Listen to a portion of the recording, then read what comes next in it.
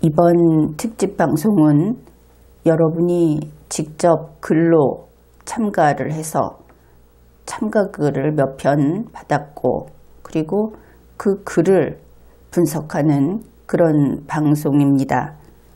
앞으로 참가글을 한 편씩 차례로 분석을 할 텐데, 이번에 첫 번째로 분석을 하는 글은 티테디우스 C 님의 글이 되겠습니다. 이 참가글의 내용을 요약하면 이렇게 됩니다. 대한민국의 주인은 국민이다. 국민들은 깨어있는 주인으로서 힘을 발휘하자. 이런 내용으로 보고, 그 다음에 그 안에 있는 내용을 대략 그 내용을 소개하면 이렇게 됩니다. 더불어민주당을 포함한 문재인 집단에 대한 비판적인 평가가 있습니다. 그리고 우리 모두가 스스로 배우고 깨어있고, 그래서 이 시대에 역사적 책무를 다해야 한다 하는 글쓴이의 주장이 들어있는 그러한 글이 되겠습니다. 이제부터 글 분석을 시작하겠습니다. 이번 특집 방송에 참가하는 것은 먼저 설명 동영상을 보고 먼저 시작을 했죠. 그래서 문해력 이야기를 시작했었는데, 설명 동영상을 보고 거기에서 필요한 정보를 찾아내야 하는 겁니다. 그러면은 그 조건이 어떤 것들이 있느냐? 첫째, 지정한 영상을 보아야 한다. 이것이 첫째 조건입니다. 그런데 이 글을 보면 참가자는 영상을 봤다 이렇게 밝히고 있습니다. 굳이 내용에서 밝혀야 하는 것은 아닙니다. 그래서 첫 번째 조건은 충족되었습니다. 두 번째는 참가합니다 라는 말머리를 넣는 것이 조건이었습니다.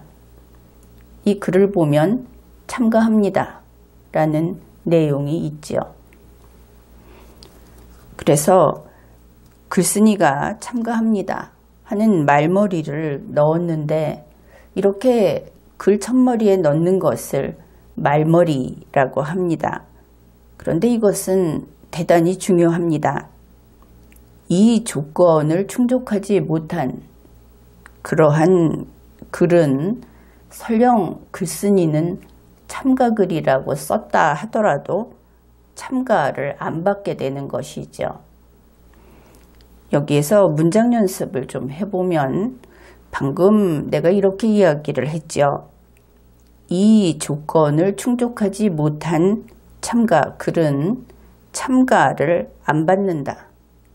누가 그렇게 한다는 것입니까? 그것은 주최자가 그렇게 한다는 것입니다. 그러면 이 말을 좀 바꿔보기로 하죠. 이 조건을 충족시키지 못한 참가글은 참가 못합니다. 똑같이 이것도 문장이 됩니다. 이때는 누가 이런 이야기를 하는 것으로 보입니까? 그것은 바로 참가하고자 하는 글쓴이의 입장에서 하는 말이 되겠다. 그것을 알 수 있죠. 아주 단순한 이야기인데 누가 이 문장의 주체인지 거기에 따라 표현이 달라지는구나. 그것을 알 수 있죠. 그 다음에 이렇게 표현이 달라지면, 그러니까 충족하지로 쓸 것인지 충족시키지로 쓸 것인지 그 중에 하나를 택해야 하는 겁니다. 일관성이 있어야 하는 것이죠.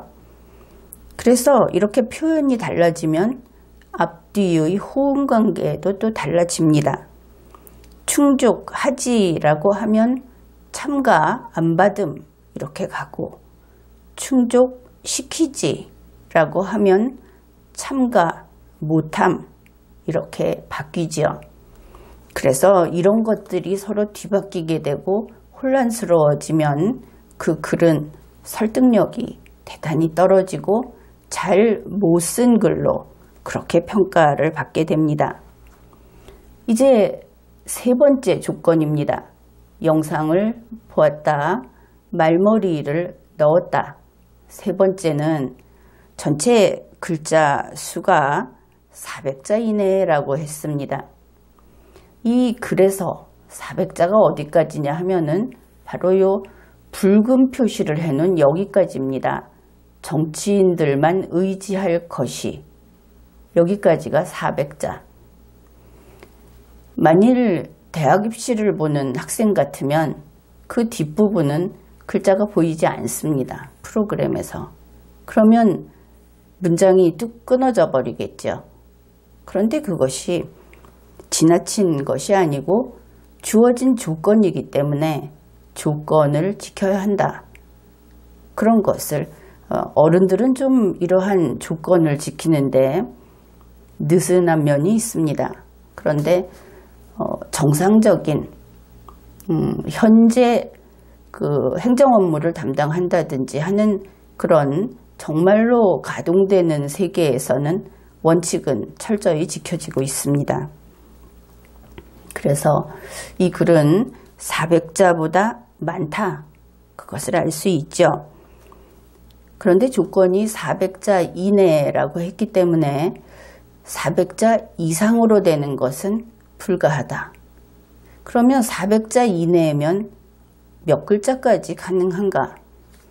대략 한 3% 정도로 용납이 됩니다. 그러니까 한 388자 이 정도는 되는데 가능하면 400자를 채우는 것이 좋겠죠. 이제 글의 구조를 분석해 보기로 합시다. 이 글은 세 부분으로 이루어져 있습니다. 이 색깔로 표시가 되어 있는데 연두색으로 둘러싸여진 부분이 단락 1, 그 다음에 주황색으로 둘러싸여진 부분이 단락 2, 파란색으로 표시된 이곳이 단락 3, 이렇게 1, 2, 3으로 되어 있습니다. 단락 1은 그 내용이 글을 시작하기 전에 쓰는 글, 이렇게 설명을 할 수 있습니다. 왜냐하면 우선 이렇게 보기로 하죠. 2번 문장을 보게 되면 이제 제가 느끼는 생각을 조금 쓰고자 합니다. 그래서 아직 안 썼다. 이것을 알 수 있죠. 그래서 이 전체 글에서는 실은 단락 2와 단락 3만 내용이 있는 부분이다. 이렇게 볼 수 있습니다. 그래서 세 개의 단락으로 나뉘어져 있는데 첫 번째 단락은 아직 쓰지 않았다 하고 글쓴이가 밝히고 있기 때문에 아직 쓰지 않은 단락 이렇게 됩니다. 그리고 보니 이상한 일이 생기죠. 이것이 단락 1, 2, 3이라고 하면 우리는 흔히 서론, 본론, 결론 이렇게 진행이 될 것이다. 그렇게 기대를 하는데 단락 1이 이 글과 관계가 없다. 서론이 아니다. 이렇게 되니까 서론이 없는 세 단락짜리 글이구나. 이렇게 되죠. 그런데 여기에서 그냥 대체적으로 이야기를 하자면 아직 세세히 분석하는 것은 아닌데 첫 번째 이 단락 2를 보게 되면 어떤 글을 쓰고 싶었지만 그런 것이 없어서 그것을 쓰지 못했다. 이런 내용이 들어 있습니다. 그러니까 왜 A라는 글을 쓰지 않는지를 쓴 것이다. 이렇게 볼 수 있죠. 이것은 왜 A라는 글을 쓰지 않았는가 답하시오 라는 요구가 있지 않는 한 이런 글은 쓰지 말아야 합니다. 않는 것이 좋습니다. A라는 글을 왜 쓰지 않는지를 쓰지 말자. 이렇게 이야기를 하지요. 그 다음에 두 번째, 내내 이 단락 1과 관련된 내용입니다. 글쓰기에도 경제를 생각해야 한다 하는 겁니다. 우선 글쓴이는 전체 400자로 자신의 의사를 표현해야 하지요. 가지고 있는 것이 400자다. 쓸 수 있는 돈이 400자라고 하는 돈이다. 이렇게 생각하면 좀 쉽게 이해가 될 겁니다. 그런데 문단 1을 보면 본론을 요약한 것도 아니고 또 쓰지 않은 왜 무엇을 안 썼는가 하는 내용이고 아직 글을 시작하지도 않았다고 밝히고 있고 이렇죠. 따라서 단락 1은 없어도 되는 부분이다. 그것을 알 수 있습니다. 한글 프로그램이나 인터넷에 보면 이 글자 수를 계산해주는 그런 서비스를 하는 곳이 있습니다. 거기에서 확인을 해보면 글자 수를 알 수 있습니다. 이 첫머리, 영상을 보면서부터 쓰고자 합니다까지 단락 1 부분을 글자 수를 헤아려 보면 전체 135글자입니다. 그러면 쓰지 않아도 되는 글 135자를 단락 1에다 써버린 것이죠. 본인이 쓸 수 있는 400자 가운데 135글자는 아주 많은 양입니다. 그렇겠죠. 적어도 이 부피로 면적으로 봤을 때 단락 3하고 거의 비슷해 보이기 때문에 이만한 이야기를 더 할 수 있었는데 그냥 버렸다. 이렇게 볼 수 있는 부분입니다. 글쓴이는 135글자를 효율적으로 사용하지 못했다. 이렇게 평가합니다. 그 다음에 지금은 이제 구조를 보고 있습니다. 이 4번 문장 같은 경우에는 문장이 대단히 길지요. 한 문장이 이렇게 여기까지 한 문장입니다. 그런데 일반적으로 문장 하나를 서로 연결하고 연결해서 좀 길게 쓰면 그것이 필력이 좋은 것이다. 글을 잘 쓰는 것이다. 이런 인식들이 좀 있는 것 같습니다. 그런데 그것은 나는 거기에 찬성하지 않습니다. 특히 이런 논리적인 글, 우리 국민들이 주로 쓰는 글은 사무적인 글, 그것은 거의 다 논리적인 글입니다. 우리가 실제로 쓰는 글 중에 90% 이상이 논리적인 글입니다. 상상이나 환상이나 이런 것을 쓰는 글이 아니다 하는 것이죠. 그런데 이러한 논리적인 글은 문장 한 개를 길게 쓰는 것은 결코 바람직하지 않은 겁니다. 왜냐하면 문장이 길어지다 보면 약점이 많이 드러나게 됩니다. 또 하나는 논리적인 글을 쓸 때 수식어를 많이 쓰지 않아야 한다. 왜냐하면 수식어를 많이 쓰게 되면 뜻이 불분명해집니다. 뜻이 불분명해져서 상대방이 잘못 알아들으면 글이 글로서의 역할을 못하게 되죠. 그래서 이런 논리적인 글을 쓸 때 글은 길지도 짧지도 않게 꼭 필요한 만큼만 쓴다. 이것이 너무나 뻔한 이야기 같으면서도 가장 중요한 핵심입니다. 그래서 이런 논리적인 글을 쓸 때 기본 형태는 이렇게 생각하면 됩니다. 논거를 제시하고 주장을 한다. 주장을 하고 논증을 한다. 이런 두 가지 중에 하나를 택하면 되겠다. 그래서 논거는 사실을 나열하게 되겠죠. 이것은 이렇다 이렇다. 그래서 나는 이렇게 주장한다. 이 형태면 거의 모든 논리적인 글을 다 그런 식으로 쓸 수 있다. 이렇게 보면 되겠습니다. 이제 내용을 분석해 보기로 합시다. 내용 분석이 좀 너무나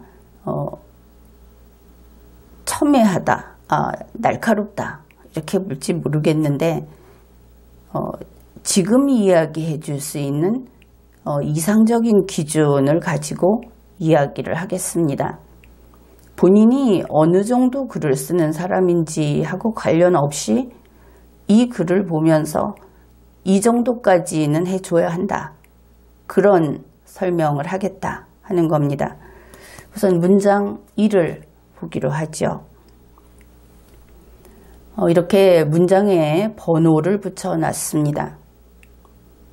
문장 1은 영상을 보면서 거슬리는 내용이 조금이라도 있었다면 그 부분에 대해서 나는 그렇게 생각하지 않는다라고 하면서 글을 적고 싶었지만 본 영상에는 그런 내용이 없었습니다. 이것이 문장 1입니다. 여기에서 가장 눈에 띄는 부분은 이 거슬리는 이라는 부분입니다. 거슬린다. 그것은 누가 거슬리는 겁니까? 글쓴이가 거슬리는 것이겠죠. 지금 이제 찾으려고 했다 하는 것이. 그러면 거슬린다 하는 것은 글쓴이의 마음에 들지 않는다. 이런 뜻이 될 겁니다. 이것은 다분히 글쓴이의 주관적인 기준이다. 그렇겠죠. 글쓴이는 거슬리는 내용이 없었다 그랬습니다. 그러면 이것이 이제 이 글을 읽는 사람이 그 영상과 관련해서는 거슬리는 것이 없었다. 그러면 그 말을 들은 상대방은 만족해 할 것인가, 칭찬으로 받아들일 것인가, 그 부분을 이야기해 보기로 하죠. 만약에 15,003명이 이 영상을 시청했다고 합시다. 그 중에 글쓴이 1명이 거슬리는 내용이 없었다고 했습니다. 그러면 이것은 주관적인 기준이기 때문에 다른 사람들의 그 평가를 대신하지는 못하죠. 대표하지 못합니다. 단지 한 사람의 뜻인 것이죠. 그래서 한 명에게 거슬리는 내용이 없었구나. 이렇게 받아들일 겁니다. 그런데 다시 생각해 보면 거슬리지 않는다는 것이 마음에 든다든지 만족했다든지 의견이 일치했다든지 그런 뜻은 아니구나. 이런 생각을 하게 될 겁니다. 그러니 마음에 든 것이 아니고 단지 거슬리지 않았구나. 이렇게 되는 것이죠. 결국 이 첫 번째 문장에서 글쓴이는 영상의 내용을 아직 객관적으로 평가할 수 있을 만큼 이해하지 못했구나. 그것을 알 수 있습니다. 단지 영상을 보았다. 거슬리는 내용이 없었다. 이런 것이죠. 그 내용이 어땠다. 거기에 대해서 이렇게 생각했다. 거기까지는 못 간 것이 아닐까. 글을 읽는 사람한테 이런 정보를 주는 겁니다. 그래서 아마 영상에 동의할 수는 없었나 보다. 이렇게 판단하는 것이 팔이 안으로 굽지 않는 평가다, 해석이다. 이렇게 되겠죠. 왜냐하면 이 거슬리는 이라는 이 표현이 그렇게 한계를 짓고 있기 때문입니다. 이제 두 번째 문장입니다. 그러므로 현 문재인 집단에 대해 제가 느끼는 생각을 조금 쓰고자 합니다. 글을 쓸 때 제가라고 쓰지는 않아도 됩니다. 글이라고 하는 것은 상대방의 얼굴을 보고 있는 것이 아니기 때문에 개인 편지가 아닌 경우에는 굳이 그런 식으로 상대방에 대한 존칭을 쓴다든지 그런 것은 해도 되고 안 해도 되고 관계가 없습니다. 그리고 여기에서 현 문재인 집단, 그러니까 과거가 아니라 현재의 문재인 집단이라는 것을 알 수 있습니다. 그 얘기를 하려는 것이구나. 그런데 그 다음은 제가 느끼는 생각을 하는 부분입니다. 이제 느끼는, 여기에 대해서 우리가 이거는 정말 공부하는 겁니다. 학생들이 공부하듯이 이것을 하나하나 따져보기로 하죠. 느낀다는 것이 무엇입니까? 느낀다는 것은 보고, 듣고, 냄새 맡고, 맛을 보고, 접촉해보고, 이러한 것을 통해서 우리는 느끼게 되죠.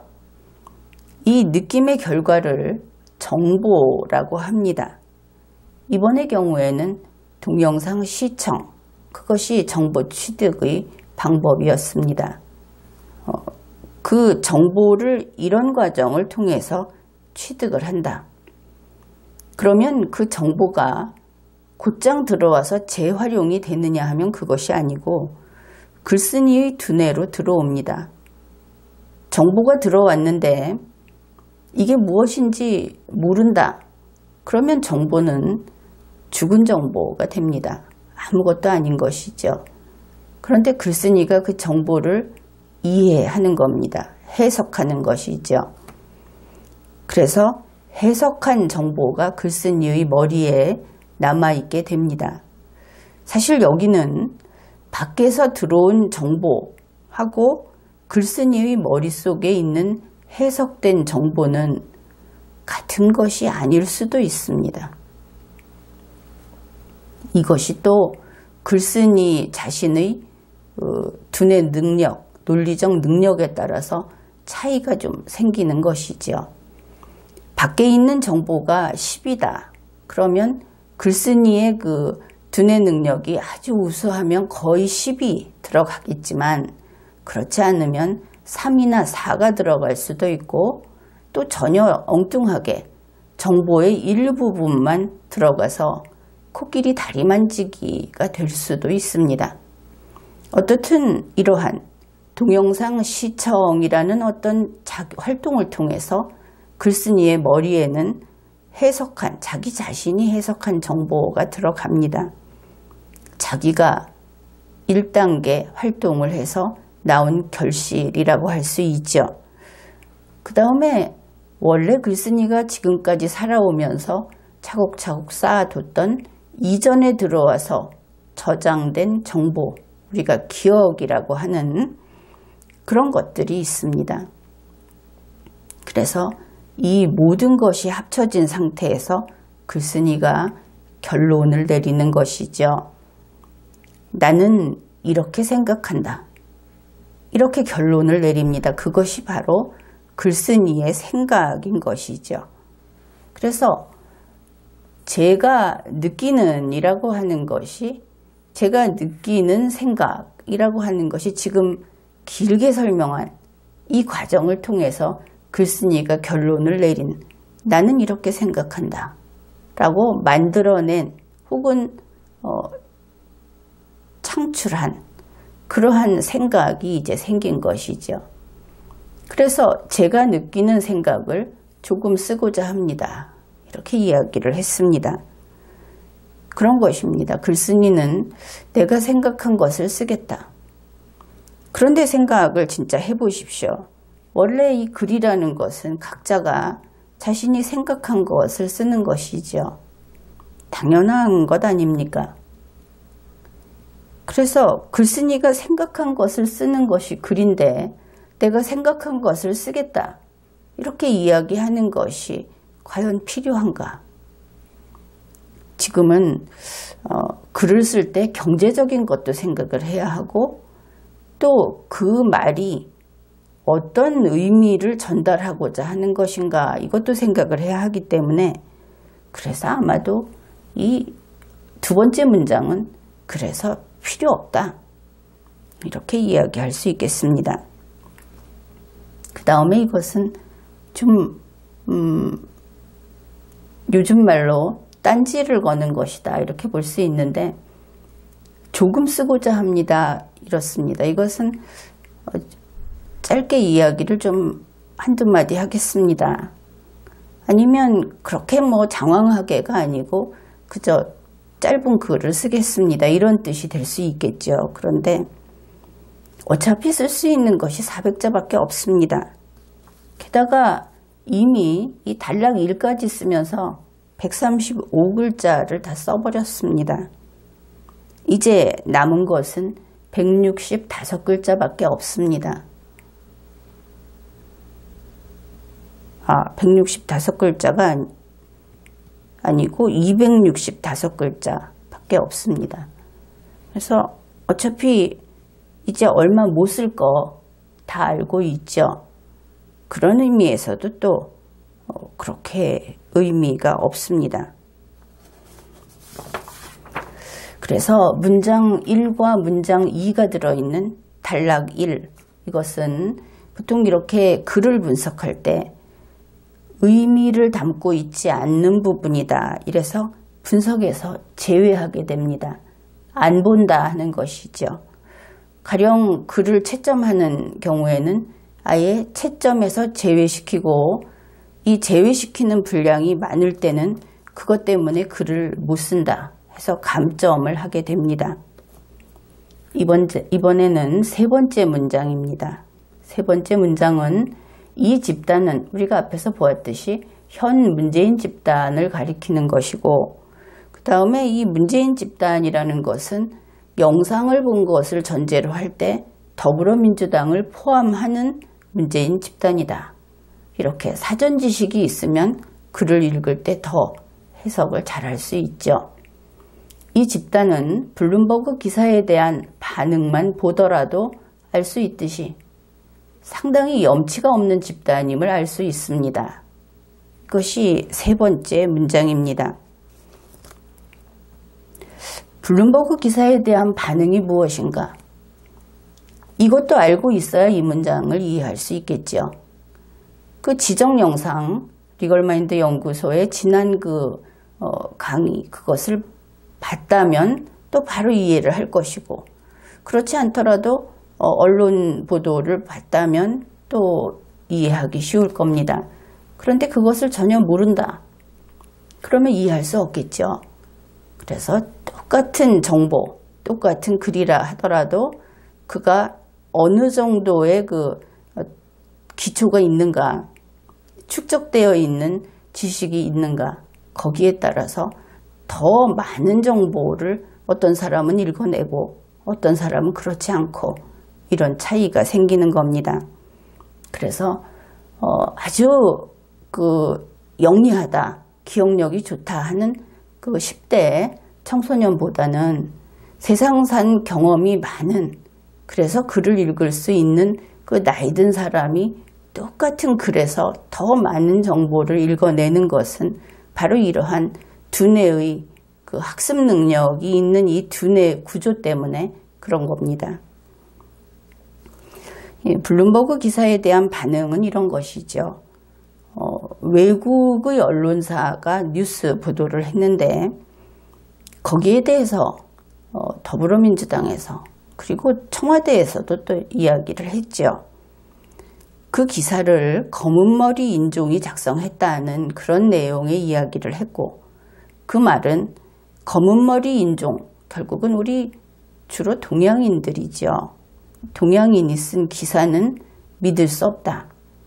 이런 자기 비하적이면서도 자기들 검은머리하고 기자 검은머리는 이렇게 차별을 하는 그런 이야기를 했고, 그 다음에 문재인을 비판하는 기사, 이것은 매국적이다. 과거식으로 말하면 반역적이다. 이런 이야기를 했던 겁니다. 그것이 바로 블룸버그 기사에 대한 반응, 거기에 해당이 되죠. 그런데 이 3번 문장에서 눈에 띄는 것은 이 부분입니다. 상당히 염치가 없는 집단이다. 그냥 보면 문재인 집단이 상당히 염치가 없는 집단이다. 이렇게 비판을 하나 저렇게 비판을 하나 마찬가지다. 그렇게 생각할 수도 있을 겁니다. 여기에 대해서 염치가 없다. 이 이야기를 해보죠. 염치가 없다 하는 것은 부끄러움을 모른다. 그런 뜻입니다. 그런데 부끄러움이라고 하는 것은 어떤 데 대한 부끄러움일까? 사실 어른들의 세계에서는 부끄러움이 거의 없는 것 같이도 보입니다. 자기 자신이 바닥으로 내려가는 데 있어서 별로 그것을 피하고자 하는 모습이 안 보인다 하는 이야기지요. 이 부끄러움을 모른다 하는 것은 도리에서 벗어나서 부끄럽다 이것을 가리킵니다. 그렇다면 그래서 그런 집단이다. 문재인 씨나 이 민주당에서 요즘 그 별별 그 발언들, 공개 발언들, 법을 위반하고도 당당하게 이야기를 하는 그들이 부끄러움을 모르는 사람들이어서 국민들이 실망이 아니라 이제 거의 좌절감을 느끼고 있는 것인가? 그것은 좀 아닌 것 같지 않습니까? 이제 이런 이야기를 해보죠. 떡장수가 있습니다. 떡장수가 앞에 좌판을 버려놓고 떡을 팔고 있습니다. 그런데 A씨라는 사람이 그 앞에 앉아서 아주 먹고 싶다는 듯이 계속 입맛을 다시면서 앉아 있으니까 한 조각을 줬습니다. 얻어먹은 것이죠. 그런 A씨가 있습니다. 이제 B씨라는 또 다른 사람이 갑자기 달려와서 떡을 하나 쥐어들고 달아납니다. 떡을 먹고 싶었던 모양이죠. 그렇게 떡을 낚아채서 그래서 저만치 가서 먹었습니다. 그런 B씨가 있습니다. 이제 C라는 CC가 있습니다. 이 사람은 왕입니다. 그런데 왕이 요즘 왕이니까 총을 들고 온 것이죠. 총으로 떡장수를 위협하면서 떡을 바쳐라 해서 사실은 빼앗긴 것은 똑같죠. 그것을 받아서 먹었습니다. 이제 우리가 ABC라는 세 사람의 경우를 이야기했는데 여기에서 ABC 세 사람은 다 염치가 없다. 일반적으로 이렇게 이야기하면 그렇다 할지도 모릅니다. 그런데 이런 논리적인 글 그리고 조금만 글을 분석해 가면서 보는 그런 세계에서는 거기에서는 그렇게 이야기하면 틀렸다. 이런 평가를 합니다. 염치가 없는 것은 그저 A씨 정도입니다. 염치가 없지만 받아 먹겠습니다. 이렇게 먹는 A씨가 될 것이고 B씨는 범죄자고 C씨는 범죄자일 뿐 아니라 또 폭군이라고 했으니까 그 이외에 죄가 더 있죠. 그래서 이 경우에 B나 C 같은 사람은 염치 없는 사람이라고 안 합니다. 그것을 벗어난 것이죠. 이렇게 본다면 전 세계에서 지금 용납하지 못하는 인종차별 발언을 집권 여당이라고 하는 더불어민주당에서 이것을 공식 발표를 했습니다. 공보국의 이름으로. 그리고 청와대에서 또 이와 관련된 이야기를 했고 또 몇몇 아주 큰 언론사에서 이런 이야기를 했습니다. 이것은 대단한 사건입니다. 대한민국이 그 격이 곤두박질을 치는 사건이고 범죄입니다. 인종차별을 하는 행위는 범죄. 이것은 전 세계인이 공유하고 있는 지금으로서는 또 하나의 법이다. 이렇게 볼 수 있는 것이죠. 그래서 바로 이 3번 문장에서 상당히 염치가 없는 집단이라고 하는 것은 봐줘도 봐준다고 하더라도 너무 심하게 봐줬고, 그리고 그 영역을 이미 벗어나 버렸다. 그래서 나는 이것은 부적절한 표현이라고 봅니다. 염치의 단계를 이미 벗어나 버렸기 때문에, 이것은 범죄이기 때문에 그렇게 봅니다. 이제 네 번째 문장입니다. 네 번째 문장은 상당히 길지요. 일단 보면 이렇습니다. 이들은 이라는 것이 주어. 그래서 여기에 먼저 이렇게 그 옅은 나무색으로 표시한 부분이 있고, 분홍색으로 표시한 부분이 있고, 초록색으로 표시한 부분이 있습니다. 이런 서술을 한 다음에 그러한 자들이 자기 자신들이라는 걸 인지하지 못하고 있는 듯 합니다. 이것도 단정을 짓지 않고 추측성으로 서술을 했지요. 그런 것 같다. 이렇게 아닐 수도 있다. 이것이 뒤에 숨어 있는 겁니다. 그러면은 핵심 요소만 가지고 이 4번 문장을 평가해 본다면, 이들은 앞에 이야기한 그런 각 여러 가지 색깔의 그 내용들을 인지하지 못하고 있는 것 같다. 이런 문장이 되지요. 바로 문재인 집단이 이 글쓴이에게 비판을 받는 점은 이 내용을 인지하지 못하고 있기 때문에 이렇게 되겠죠. 그러면 인지한다 하는 것이 무엇일까? 그것은 인식한다. 앞에서 보았듯이 오감으로 느낀다, 인식한다, 알아차린다, 이런 뜻입니다. 그것을 못했다. 그것이 문재인 집단이 비판받는 부분이다. 그러면 여기에서 이제 이 글을 읽는 독자는 이렇게 질문을 할 수 있는 겁니다. 문재인 집단이 그런 것들을 알게 되면 그러면 일단 된 거냐? 지금은 그것을 지적했으니까 그러면 된 것이냐? 알기만 하면 되는 것이냐? 몰랐다는 것이 죄냐? 이렇게 가겠죠. 물론 글쓴이는 그 이상의 이야기를 하려고 했을 수는 있습니다. 그런데 표현은 그렇게 된 것이죠. 그래서 한 가지의 그 핵심 요소를 차근차근 아주 단단하게 고리로 엮어서 주장을 할 것인가.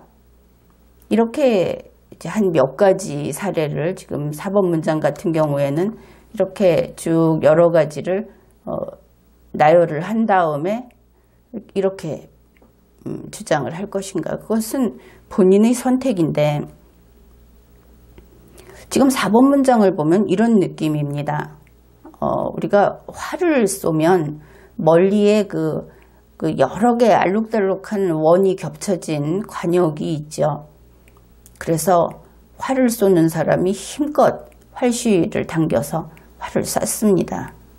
그런데 이 화살이 날아가서 그 관역을 벗어나서 저 끝에 보통 이 활 쏘는 관역을 보면은 뒤쪽에 그 활이 빗나갔을 때 맞는 가마니라고 하나요? 그런 것을 설치를 해놓기도 하고 그랬는데, 그렇게 멀리 떨어진 곳에 가서 픽 꽂혀서 떨어진 이런 느낌이 든다. 이렇게 이야기하면 여러분도 그 느낌을 같이 느껴볼 수 있을지 모르겠습니다. 벗어났다 하는 것이죠. 일단은 4번 문장은 전체적으로 봤을 때 그렇다. 그런데 이 4번 문장은 안에서 아주 착실히 설명을 하고 있어서 그 부분도 살펴보기로 하겠습니다. 글쓴이는 4번 문장에서 세 가지를 대비시켰습니다. 첫 번째, 이 옅은 나무색 부분입니다. 이들은 겉으로는 정의롭고 공정한 사회를 말하지만 실상은 비겁하고 불공정한 사회로 가고 있으며, 여기까지를 보기로 하죠. 대비되는 것이 그렇습니다. 겉으로는 하는 부분하고 실상은 하는 부분이 이제 대비가 되고 있죠. 그 다음에 정의롭고 공정한 사회, 뒤쪽은 비겁하고 불공정한 사회. 이것이 또 대비가 되고, 여기서는 앞에서는 말하지만, 공정한 사회를 말하지만 이렇고, 뒤쪽에는 불공정한 사회로 가고 있으며 이렇게 됩니다.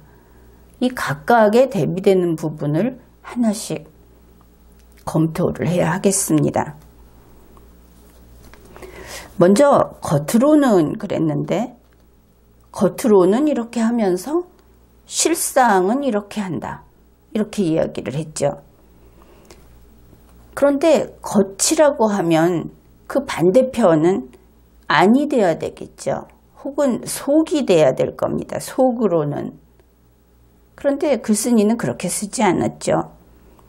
겉으로는에 반대되는 쪽을 실상을 잡았습니다. 이제 그러면 이 실상은 그 반대말이 무엇이 될까를 또 찾아보기로 하죠. 실상은 실제적인 모습이 될 겁니다. 실제적인 상태.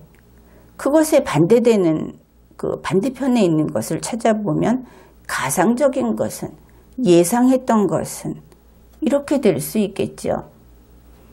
그래서 겉으로는 이것을 말하지만 실상은 이렇다. 그래서 우리가 평소에 이야기할 때는 별 문제 없는 것 같다, 이렇게 생각을 할 수 있는 그런 표현들입니다. 과연 겉으로는의 대비가 되는 것이 실상이 될 수 있을까? 일단은 살짝 빗나갔다, 어긋났다, 이런 느낌은 받을 겁니다. 실상이 그렇다. 겉으로는 이렇다. 그래서 조금 불편하죠.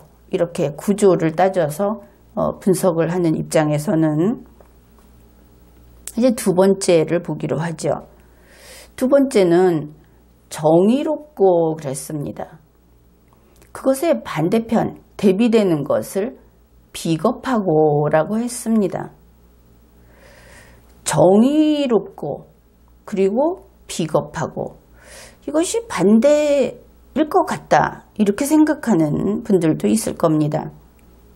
생활 속에서는 그렇게도 씁니다. 그런데 이것을 한번 하나하나 짚어보기로 하죠. 왜 글쓴이가 비겁하고가 나왔을까는 알 것 같습니다.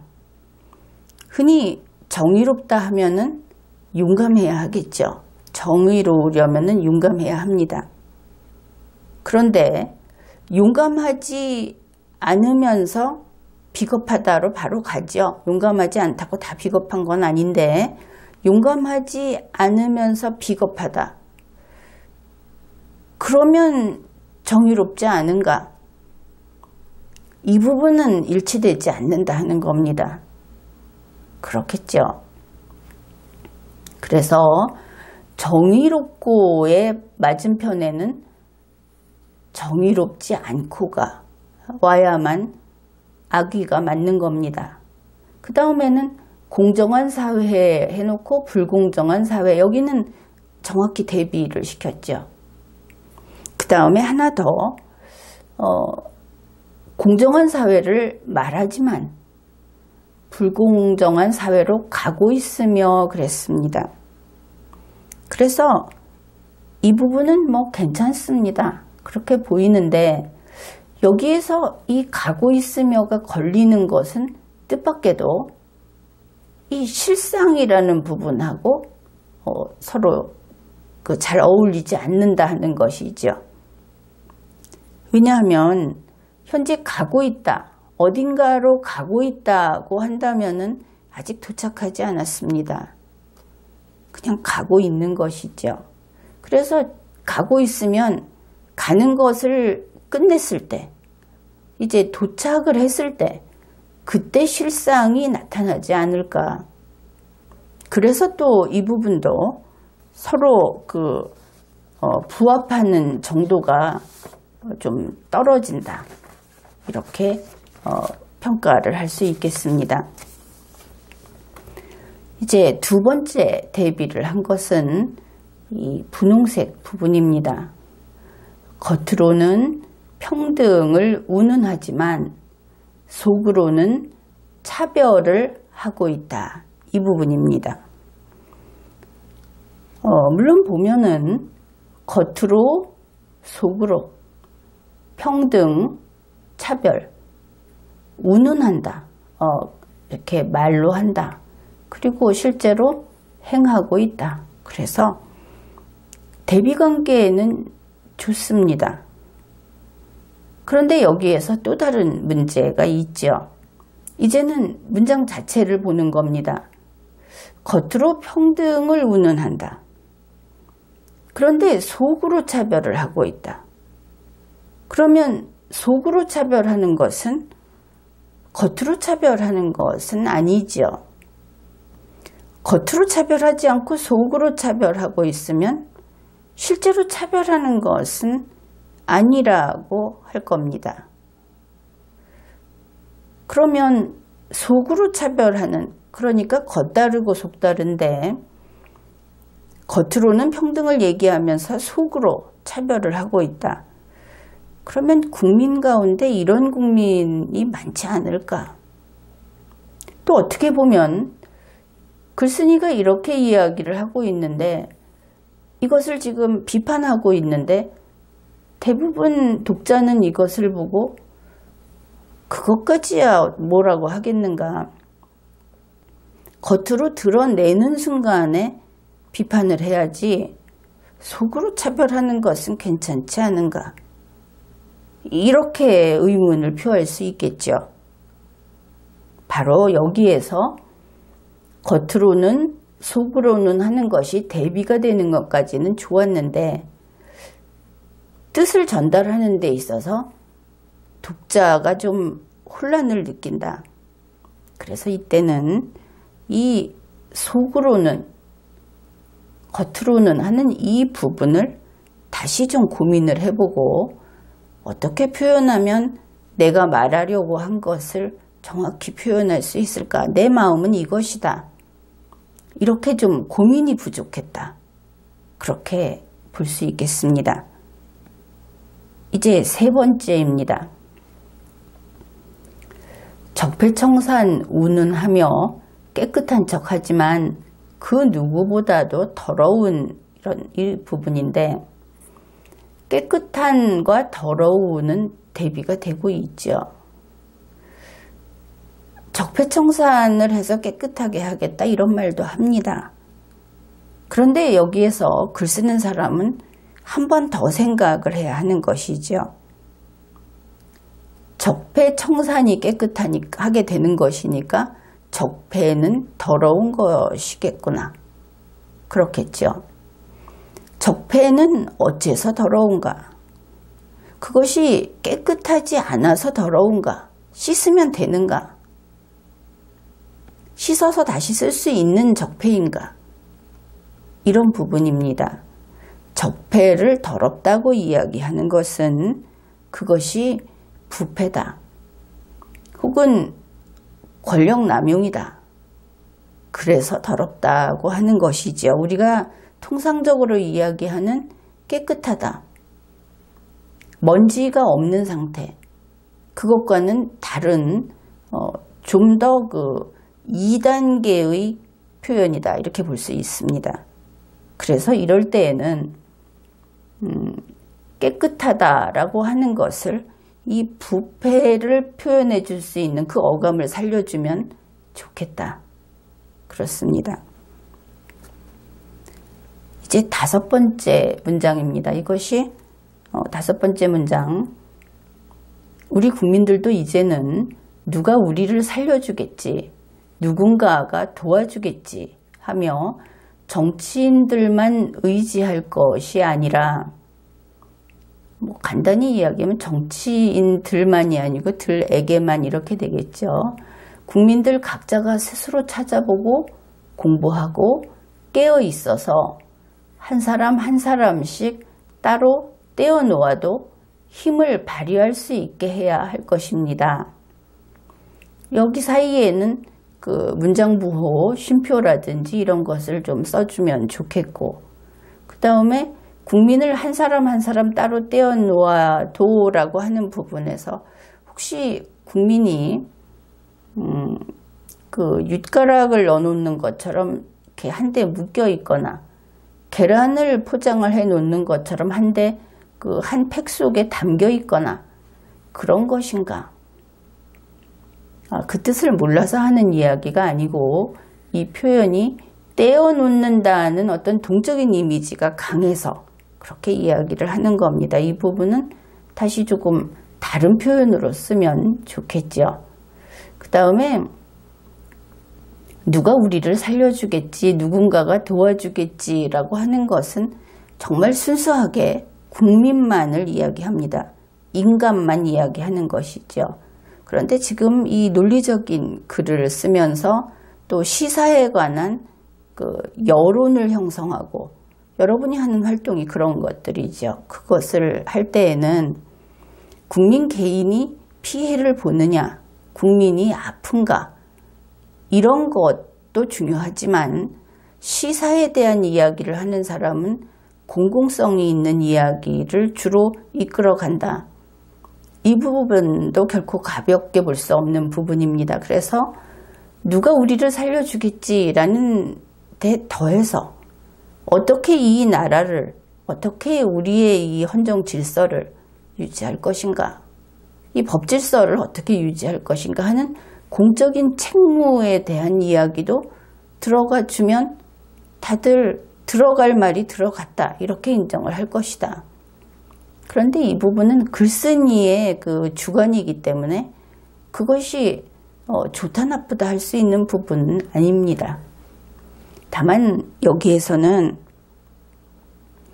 이 그 간접적인 서술 방법, 그 주저주저 하면서 좀 너무나 조심을 하는 그 이야기만을 하죠. 여기에 보면은 끝부분입니다. 힘을 발휘할 수 있게 해야 할 것입니다. 물론 이런 표현을 많이 쓰고 있습니다. 그런데 이것을 나눠보면 이렇습니다. 힘을 발휘한다와 힘을 발휘할 수 있다가 구분이 되겠죠. 그러면 발휘할 수라고 하는 것은 할 수 있거나 없거나 하는 능력을 나타냅니다. 그런데 할 수 있게 라는 부분은 할 수 있거나 없거나 능력이라는 것에 있게와 없게라는 것이 하나 더 들어갑니다. 아주 간접적이죠. 그러니까 힘을 발휘하면 됩니다. 힘을 발휘하게 하면 되죠. 그런데 힘을 발휘할 수 있는지 없는지 봐서 힘을 발휘할 수 있게 한다. 이렇게 가는 겁니다. 이렇게 분절, 이렇게 잘라서 보면은 이것이 여러 단계를 거치고 있다. 그것을 확인할 수 있는 것이죠. 그 다음에 힘을 발휘할 수 있다 없다가 아니고 힘을 발휘할 수 있게 한다가 나옵니다. 해야. 또 한 단계가 더 나오죠. 그러면 힘을 발휘할 수 있게 한다. 그게 아니고 힘을 발휘할 수 있게 하는 것을 할 미래 시제입니다. 미래 시제라는 것은 불명확하죠. 할 것입니다. 그런데 하겠다가 아니고 뭐뭐 해야 할 것이다 라고 해서 3자적 시점으로 갑자기 빠져버립니다. 그래서 이런 문장을 평소에 쓰는 그런 국민들이 많이 있는데 이것은 아예 이야기를 그렇게 미적미적 해야 하는가. 그 말을 함으로써 어떤 그 운치라든지 이런 것을 살릴 수 있는 아주 특별한 경우가 아니라고 한다면 좀 줄이고 좀 분명하게 하자. 그것이 내 생각입니다. 그래서 글쓴이가 어떤 주장을 할 때는 발휘해야 한다. 발휘하자.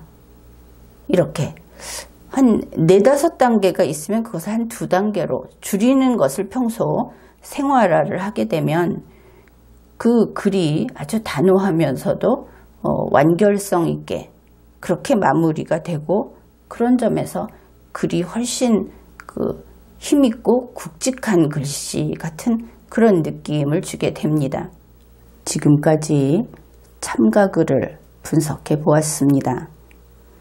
이 글을 전체를 다 분석하고 그리고 어떤 느낌을 받았는가 하는 총평이라고 해야 하겠죠. 그런 이야기를 해보겠습니다. 이 글은 마치 아주 선량하고 모범적인 초등학교 3학년 학생이 약간 고개를 숙이고 그리고 작은 목소리로 상대방에게 잘못된 부분을 지적하는 그런 느낌의 글이다. 이렇게 평가할 수 있겠습니다. 그래서 그 글의 서술이 날카롭거나 사납거나 이렇지는 않아서 그래서 원만하게 보입니다. 그렇지만 바로 그렇기 때문에 그 글은 좀 힘이 없고 아주 완곡하게 간접적인 이야기를 하는 그런 글로 되었죠. 그래서 앞으로는 이러한 글은 사납게 큰 소리로 소리를 질러서 상대방을 제압하는 그런 글이 아니고 상대방이 그 논조에 논리에 승복하도록 만드는 그런 글이기 때문에 이 논리적인 글이라는 것이 그렇기 때문에 이렇게 이야기할 수 있겠습니다. 대중을 똑바로 응시하고 그리고 자신의 주장을 단호하게 이야기하라. 그러면 언제 어떤 마음가짐일 때 그렇게 할 수 있는가? 그것은 먼저 자신이 이야기하는 그 내용이 명백한 사실이어야 합니다. 이것을 사실의 힘이라고 하는데 스스로 충분히 확인을 해서 사실을 이야기할 때 사람은 아주 자신감 있고 강하게 이야기할 수 있게 됩니다. 그 다음에는 자신의 주장을 명료하게 해야 하겠습니다. 남에게 으름장을 놓는다든지 혹은 내가 어떻게 보일까 이런 것을 생각하면서 이야기를 하다 보면 이야기가 흐트러지죠. 그저 상대방도 나하고 똑같은 사람이다. 상대방을 만만하게 본다든지 호령을 한다든지 이런 것이 아니고 그 사람의 체면도 살려주고 대등하게 나의 이야기를 조용히 전달한다. 이렇게 생각을 하게 되면 분명한 주장을 할 수 있게 됩니다. 군더더기가 다 떨어져 나가는 것이죠. 그래서 이렇게 자신의 논조를 펼칠 때 그때는 공격을 피하려고 할 이유가 없습니다. 이번에 이 글쓴이의 글을 보게 되면 상당히 조심하는 모습을 보게 되죠. 공격을 받지 않겠다. 그런 마음이 이 글 속에서 전해져 옵니다. 그런데 공격을 피하려고 하지 말고 대담할 필요는 없는데 대범하게 여기에 대응을 하라. 자신의 글에 대해서 앞으로 나서서 정면으로 사람들을 응시하라. 이렇게 이야기를 해두겠습니다. 그런데 이번에는 자신의 글로 이렇게 참가를 해 주었고 또 여러분은 이 글을 분석하는 것을 함께 짚어가면서 확인을 했습니다. 그런데 거꾸로 이제 여러분에게 묻겠습니다. 여러분은 무슨 생각을 했습니까? 이번에 이 시간 동안 같이 하면서 저 사람이 글을 얼마나 잘 썼는가 이런 생각을 했을 수도 있고 또 무슨 글을 그렇게 샅샅이 마치 기계 부품을 해체하듯이 그렇게 살피는가 이런 생각을 했을 수도 있습니다. 그런데 이 언어라고 하는 것은 논리체계입니다. 바로 그것이 여러분이 제대로 본 것이지요. 거꾸로 흩어놨을 때 누구나 그 체계를 볼 수 있고 그 낱낱이 말들이 제대로 뜻을 전달을 할 때 그때 우리가 말과 글을 제대로 쓰는 것이다. 그렇게 이야기할 수 있습니다. 그래서 이번에는 우리가 개인의 글을 가지고 이렇게 살펴보았는데 앞으로 여러분은 기사를 본다든지 어떤 그 정부에서 나오는 문건을 본다든지 했을 때 그것을 똑같이 이런 식으로 스스로 분석을 해 버릇하십시오.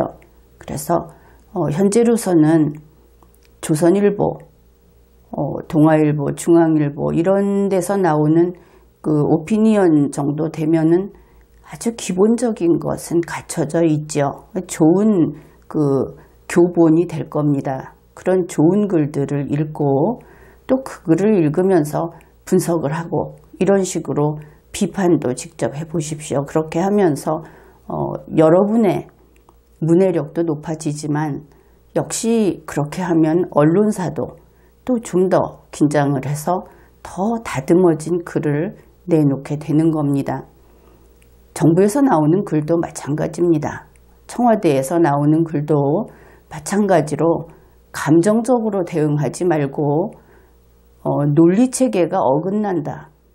이런 것을 제대로 잡아냈을 때 그들이 고쳐나간다든지 조심을 한다든지 이렇게 되는 것이지 비난하는 소리는 그들이 두려워하지 않습니다.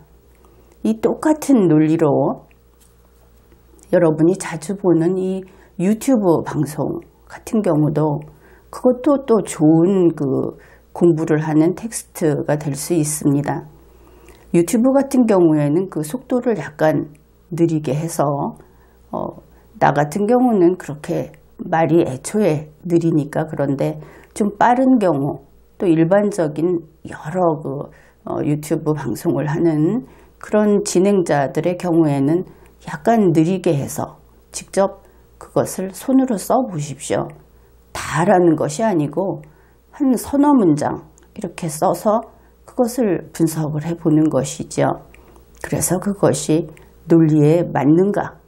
논리에 어긋난다고 한다면 논리에 어긋나는 점을 비판을 하는 겁니다. 그러면 그것을 통해서 여러분의 문해력도 높아지고 또 우리의 이웃인 이 유튜브 환경도 그만큼 발전을 하게 되는 것이죠. 그래서 이 말과 글이 발전해가는 과정은 모두의 공동작업입니다.